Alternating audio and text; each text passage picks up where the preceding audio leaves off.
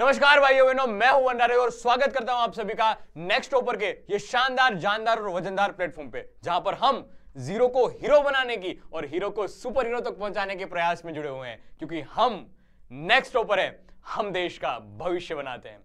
तो rapid revision की series में chapter number 2 motion in plane शुरुआत करने जा रहे हैं। क्या कहता है ये चैप्टर? देख, इस रैपिड रिवीजन में क्या होगा, पूरा का पूरा सेशन हमने दे दिया है वन शॉट के फॉर्म में। अब मैंने जो डिजाइन किया है उस हिसाब से क्या है कि मैंने आपको पहले मोशन इन 2D पढ़ाया, उसमें रिलेटिव मोशन पढ़ाया, सर्कुलर मोशन मैंने अलग से पढ़ाया।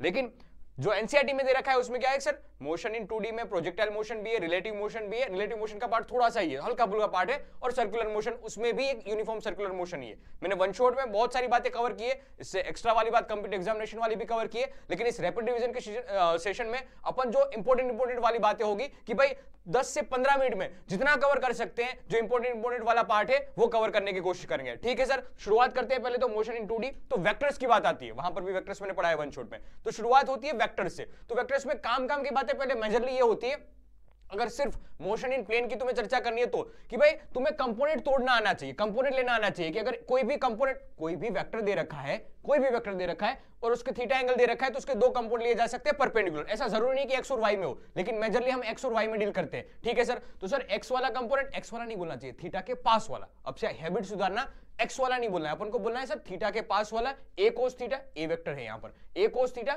थीटा से दूर वाला ए साइन थीटा, ये तोड़ना आना चाहिए। मैं वापस बोलता हूं भाई, ये कभी मत बोलना कि x वाला a cos थीटा, y वाला a sin थीटा, नहीं, थीटा के पास वाला a cos थीटा, थीटा के दूर वाला a sin थीटा। ठीक है सर, और ये कंपोनेंट आपस में कैसे होने चाहिए? परपेंडिकुलर होने चाहिए, ये कंडीशन मस्ट है। ठीक है सर, एक प्लेन में और परपेंडिकुलर होने चाहिए, ये मस्ट कंडीशन है। ठीक है, इसको नाम दिया, ये पैरेलल वाला x लिख लिया, परपेंडिकुलर वाला ay लिख लिया। अब a वेक्टर अगर जोड़ना है तो दोनों का स्क्वायर बीच में सम कर दो, वापस तुम्हें मिल जाएगा। अरे भाई साहब, सिंपल सी बात थी। और वेक्टर फॉर्म में भी लिखना हमें आता है, ax i के प्लस करके ay j के, सिंपल सी बात। ठीक है, फिर क्या था सर, दूसरी इंपॉर्टेंट पार्ट वेक्टर्स में तुम्हें ये पता चलनी चाहिए कि अगर दो वेक्टर को जोड़ने की बात आई तो बहुत सारी मेथड थी, उसमें से काम की मेथड, एनालिटिकल मेथड ये कहती है कि सर पहले वेक्टर का स्क्वायर प्लस करके दूसरे वेक्टर का स्क्वायर प्लस करके 2ab cos theta, 2ab cos theta, और उसका रूट निकाल दो, तुम्हें क्या मिल जाएगा? रिजल्टेंट वेक्टर का मैग्नीट्यूड मिल जाएगा, रिजल्टेंट मैग्नीट्यूड का, रिजल्टेंट वेक्टर का मैग्नीट्यूड मिल जाएगा। और सर अगर एंगल निकालना हो तो कितने एंगल से रिजल्टेंट निकल रहा होगा? हो सर, तो tan alpha is equal to, ये देख b का एक साइन वाला कंपोनेंट इस तरफ आएगा तो b sin theta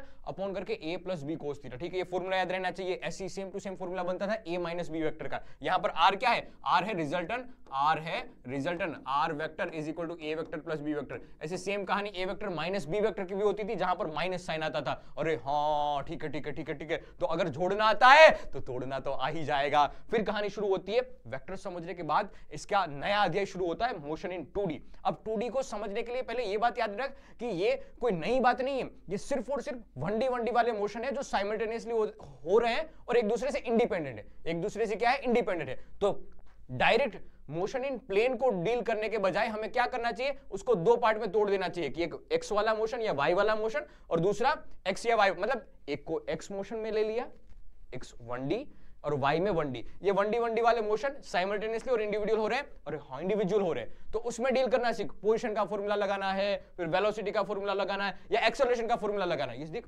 motion in straight line में तो हमने पढ़ा था। हाँ, तो ये सारे फॉर्मूले फिर x में अलग से अप्लाई कर, y में अलग से अप्लाई कर, दोनों में सिर्फ एक कॉमन सेंस होगी। क्या कॉमन चीज होगी सर? वो कॉमन चीज होगी टाइम।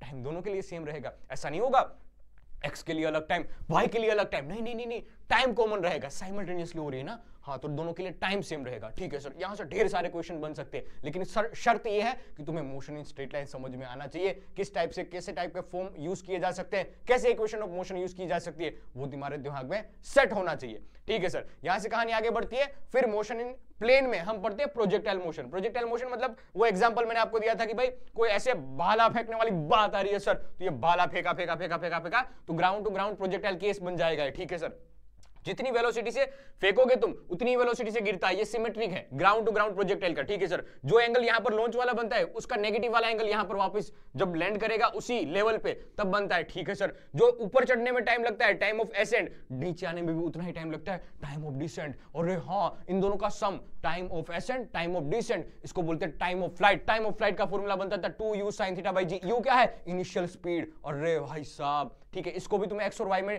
तोड़ सकते हो, और वहां से ही तो हमने डील किए थे और फॉर्मूले डिराइव किए थे, देख अगर अच्छे वाले डेरिवेशन तुम्हें समझना है कि भाई क्या कैसे ये फॉर्मूले डिराइव हुए थे, तो वन शॉट तुम्हें देखना पड़ेगा। ठीक है क्योंकि ये पूछे भी जाते हैं, सीधे पूछे जाते हैं या इसके ऊपर बेस्ड न्यूमेरिकल पूछे जाते हैं। फिर अगर तुम्हें पूछ ली जाए कि भाई बताओ ये मैक्सिमम हाइट कितनी होगी, यहां तक की मैक्सिमम हाइट कितनी होगी, तो उसके लिए फॉर्मूला हमने डिराइव किया था u square sin square theta by करके 2g। ठीक है सर, और ये मैक्सिमम रेंज तक कितनी रेंज तक आगे भागे होंगे, तो ये यहां से फेंका और कहां तक वापस गिरा होगा, तो इसको बोला गया था रेंज, मैक्सिमम हॉरिजॉन्टल डिस्टेंस। ये लिखा था सर हमने u square sin 2 theta by g। अब देख इस रेंज में भी कहां पर मैक्सिमम मिलती है सर, 45 वाला डिग्री जो होता है ना, 45 वहां पर हमें रेंज है वो मैक्सिमम मिलती है, और रे भाई साहब रेंज मैक्सिमम मिलती है। फिर यहां पर एक खास बात हमने ये पढ़ी थी कॉम्प्लीमेंट्री एंगल की, कि अगर दो एंगल ऐसे हैं कि जिन दोनों एंगल का सम 90 डिग्री हो रहा है, जिन दो एंगल का सम 90 डिग्री हो रहा है, तो उन दोनों के लिए रेंज सेम होगी, उन दोनों के लिए देख रेंज सेम है। ये पिंकी वाले देख सम होगा कितना 90 डिग्री, इन दोनों के लिए रेंज सेम। हाँ यहां से सीधे एमसीक्यू बनते थे, अरे हाँ ठीक है सर, ये 60 डिग्री ये 30 डिग्री, देख रेंज इन दोनों के लिए सेम है। अरे भाई साहब काम की बात है, कॉम्प्लीमेंट्री एंगल का नाम दिया था। मैक्सिमम कब मिलती है, 45 पे मिलती है। ठीक है सर, बाकी सब के लिए अगर देखा जाए कॉम्प्लीमेंट्री जो एंगल होंगे उनके लिए हाइट मैक्सिमम हाइट अलग अलग होगी, लेकिन रेंज सेम होगी। क्या गिना भी जा सकता है, अरे हाँ फॉर्मूले की हेल्प से गिना भी जा सकता है, या प्रॉपर हमने जो मेथड पढ़ी है कि 1D में तोड़ दो, वहां से भी डिराइव किया जा सकता है। ठीक है आगे बढ़ाते हैं। फिर उसके बाद कहानी आई थी इक्वेशन ऑफ ट्रेजेक्टरी, जिसको EOT से जानते हैं। एक्चुअल में क्या है सर कि अगर हमें टाइम पता ना हो कि कितना टाइम हुआ है, सिर्फ हमें पता हो सिर्फ पता हो कि x कुछ पता है, इनिशियल वेलोसिटी पता है, थीटा वगैरह पता है, तो ऐसी बात है कि टाइम तुम्हें पता ना हो फिर भी तुम्हें लोकेशन चाहिए, एग्जैक्ट लोकेशन चाहिए कि ये x में कितना है, y में कितना है। तो उसके लिए एक टर्म आती है, एक इक्वेशन आती है जिसको नाम देते हैं इक्वेशन ऑफ ट्रेजेक्टरी। अगर तुम्हें टाइम पता नहीं है लेकिन अदर पैरामीटर्स तुम्हें पता है, तो सर इक्वेशन कुछ ऐसी बनती थी कि y = x tan theta minus करके gx² अपॉन करके 2u square cos square theta. इसका भी डेरिवेशन प्रॉपर्ली करवाया गया है। एक बार तुम्हें चाहो तो उस वन शॉट वाले सेशन पे देखो, जाओ सोचो समझो, क्योंकि ये पूछे जाते हैं। फिर बताया था सर इसका ही एक अदर फॉर्म कि x tan थीटा ब्रैकेट में 1 - x/r, जहां पर r क्या है, रेंज है, जहां पर r क्या है, रेंज है। कंफ्यूज मत होना, r क्या है, रेंज है भाई, रेंज है। ये इसका प्रॉपर डेरिवेशन करवाया गया है। इसमें देख टाइम वाला फैक्टर कहीं आ ही नहीं रहा है। अगर तुम्हें टाइम पता नहीं है लेकिन x और y के बीच का रिलेशन चाहिए, तो यहां से मिल सकता है। ठीक है, इसको पाथ इक्वेशन के नाम से भी जाना जाता है भाइयों बहनों। और कहानी आगे बढ़ती है रिलेटिव मोशन की ओर। तो रिलेटिव मोशन में दो पॉपुलर केसेस आते थे कि सर अगर रिवर को हमें क्रॉस करना है डायरेक्टली भाई शॉर्टेस्ट टाइम में, यह बात बताई गई है कि सर अगर हमें एक तो परपेंडिकुलर एग्जैक्ट परपेंडिकुलर कवर करना है तो क्या होगा, और मिनिमम टाइम में अगर कवर करना है तो क्या होगा। ठीक है सर, तो देख अगर मैं इस डायरेक्शन में जाना चाहता हूं, मतलब मिनिमम टाइम में मैं कवर करना चाहता हूं, तो सर जिस डायरेक्शन में मुझे जाना है ना उसी डायरेक्शन में तो आगे बढ़।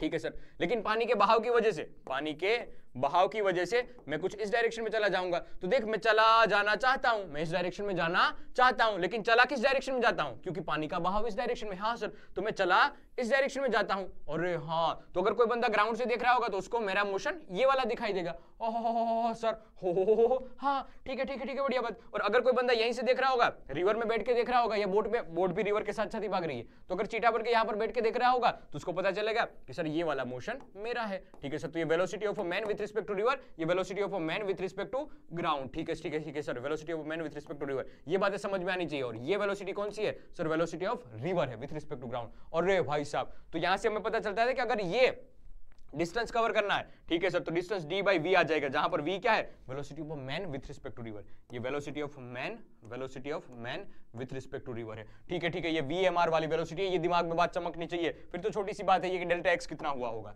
क्योंकि ड्रिफ्ट मिल रहा है ना, हमें पता चल रहा है सर कि ये डेल्टा x कितना हुआ होगा। तो सर जो टाइम हो रहा है वो, और इनटू करके ये वाली वेलोसिटी जो रिवर की वेलोसिटी है। ठीक है सर। और यहां पर बात आती है कि अगर मैं चाहूं भाई कि पहले से मुझे कोई ड्रिफ्ट चाहिए ही नहीं, मुझे एग्जैक्ट यहां से यहां तक जाना है, मुझे यहां से यहां पर ही जाना है, एग्जैक्ट यहां से जाना है, ये ए से लेके कहानी मुझे बी पर ही जाना है, यहां पर ही पहुंचना है, तो क्या करना पड़ेगा, मुझे पहले से थोड़ा टेढ़ा चढ़ना पड़ेगा। क्यों, क्योंकि रिवर तो यही डायरेक्शन में जा रही है ना। और हाँ सर, रिवर तो पहले से इसी डायरेक्शन में जा रही है, तो मैं पहले से थोड़ा तिरछा चढ़ूंगा, मैं पहले से थोड़ा तिरछा चलूंगा। तो सर मैं इस डायरेक्शन में जा रहा हूं, ये मैं जा रहा हूं, मैं जाने की कोशिश कर रहा हूं, तो ये velocity of a man with respect to river. लेकिन सर इस रिवर की फ्लो की वजह से मैं नेट इस डायरेक्शन में चला जाऊंगा, और वही तो मुझे चाहिए, velocity of a man with respect to ground. और हाँ, तो वहां से एक फॉर्म बनता था कि टाइम कितना लगेगा, टाइम तुम्हें लगेगा d अंडर रूट करके v square minus you square, जहां पर v क्या है, छोटा वाला v लिखा है velocity of a man with respect to river, ये छोटा वाला u लिखा हुआ है किसका है, वेलोसिटी ऑफ रिवर। और हाँ ड्रिफ्ट इस केस में 0 लिखा है, केस 2 है, केस 2 केस 1, ठीक है। मिनिमम टाइम वाला केस है, टाइम मिनिमम किस में लगेगा, इस वाले में लगेगा।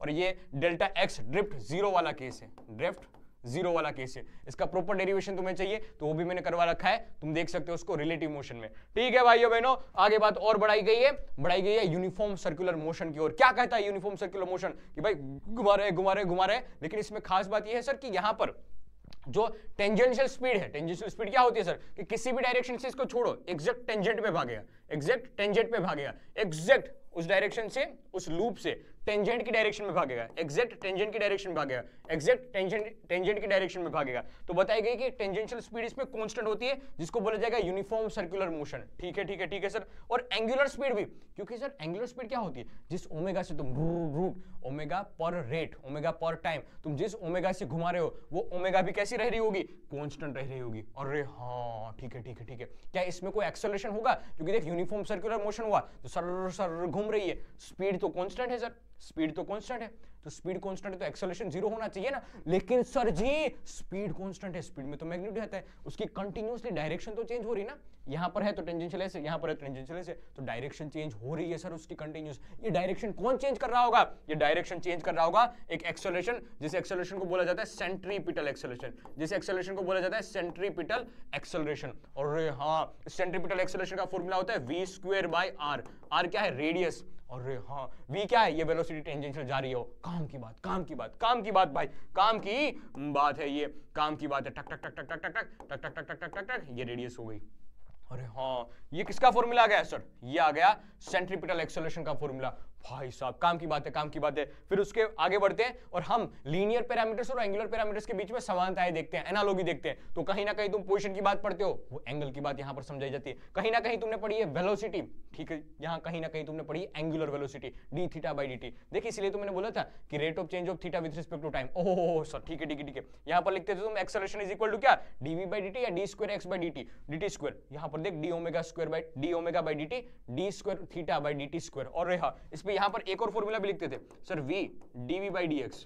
ओहो सर ये फॉर्मूला सेम यहां पर भी लिखा जाएगा कि अल्फा, ये अल्फा है, ठीक है सर, ये क्या है, ये है अल्फा, ठीक है सर। तो अल्फा इज इक्वल टू करके लिखा जाएगा सर, v है ना तो ये ओमेगा आ जाएगा d omega by d theta. ओहो सर, और इन दोनों के बीच का रिलेशन भी है, एंगुलर पैरामीटर्स और लीनियर पैरामीटर्स के बीच का रिलेशन भी हमें पता, ठीक है sir. Arc is equal to theta into radius होता है, हाँ सेम, तो arc L theta theta, radius को आर लिखा हमने, ये बात हमने कहीं ना कहीं पढ़ी हुई है, वहां से लिखी है। देख डिफरेंशिएट करता जाऊंगा, लीनियर का डिफरेंशिएट क्या मिला, लीनियर वेलोसिटी, ठीक है, थीटा का डिफरेंशिएट ओमेगा मिल गया, आर तो कांस्टेंट है ना, अरे हाँ ठीक है, तो linear velocity is equal to omega into R, omega angular velocity, ठीक है सर। टेंजेंशियल वापस डिफरेंशिएट किया तो हमें क्या मिल गया, टेंजेंशियल एक्सेलरेशन। हालांकि इसकी बात अपने एनसीईआरटी में नहीं बताई गई है, लेकिन है, टेंजेंशियल एक्सेलरेशन भी होता है, ये यूसीएम का पार्ट नहीं है, ये यूनिफॉर्म सर्कुलर मोशन होता है ना, उसमें टेंजेंशियल एक्सेलरेशन 0 होता है, इसलिए हमारे सिलेबस में नहीं दे रखा है। लेकिन याद रखना tangential acceleration AT is equal to alpha होता है। अल्फा क्या है, एंगुलर एक्सेलरेशन, ठीक है। बढ़िया बात सर, बढ़िया बात, समझ में आ रही है बातें। और कहानी मैंने आगे बढ़ाई,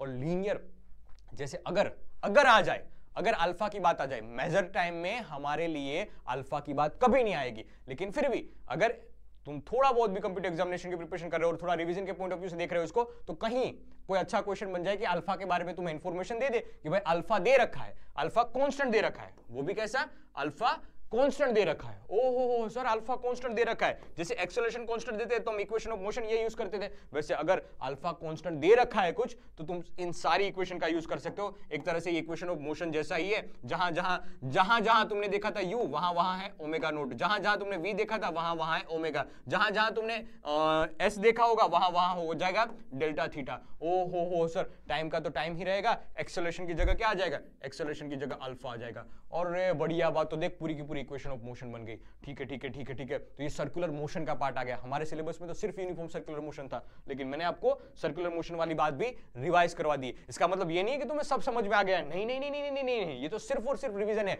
अब तुम्हारा धर्म, तुम्हारा कर्तव्य ये बनता है कि तुम एनसीईआरटी उठाओ, वहां पर एग्जाम्पल और एक्सरसाइज जो दे रखी है वो निपटाओ, सोल्व करो, सही से ढंग से सोल्व करो, समझ में चीजें आ रही कि नहीं आ रही है, तभी तुम श्योरिटी के साथ बता पाओगे कि हाँ ये चैप्टर मुझे समझ में आया है। तो ठीक है, मेरी ओर से इतना ही।